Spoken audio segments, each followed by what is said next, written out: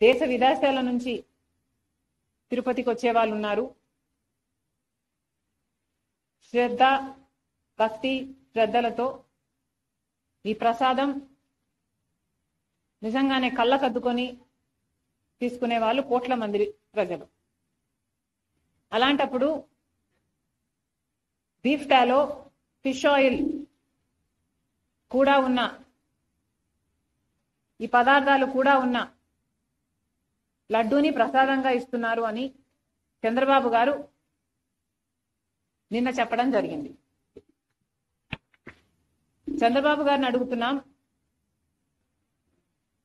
చంద్రబాబు గారు ఇంత పెద్ద విషయాన్ని మీరు ఇంత సునాయాసంగా, ఇంత క్యాజువల్ గా ఎలా తీసుకోగలిగారు? కోట్ల మంది ప్రజలకు వాళ్ళ మనోభావాలకు సంబంధించిన విషయం. ఈ విషయం మీరు కేవలం రాజకీయం చేయాలనుకున్నారా? కాబట్టే ఇంత సునాయాసంగా దాన్ని ఒక పాసింగ్ కమెంట్లా మీ 100 రోజులు సెలబ్రేషన్స్ లో భాగంగా చెప్పారా?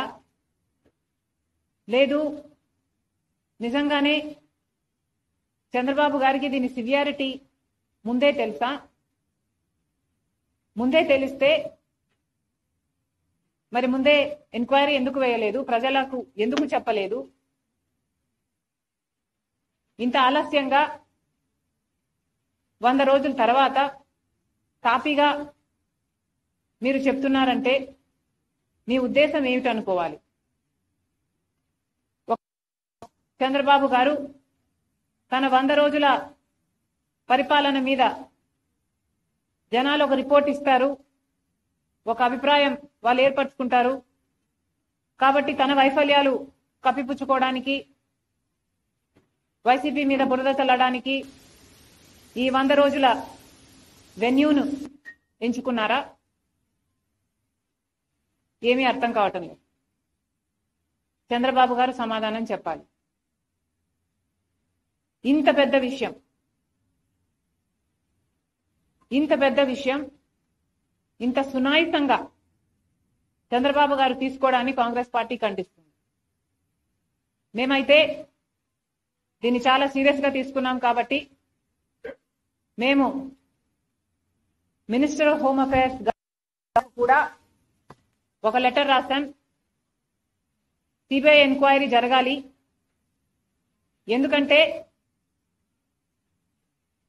సిబిఐ ఎంక్వైరీ జరగకపోతే తప్పు ఎవరు చేశారు అని ఇంపార్షియల్ గా ఒక ఎంక్వైరీ జరగకపోతే తప్పు ఎవరు చేశారు అన్న విషయం బయటికి రాదు.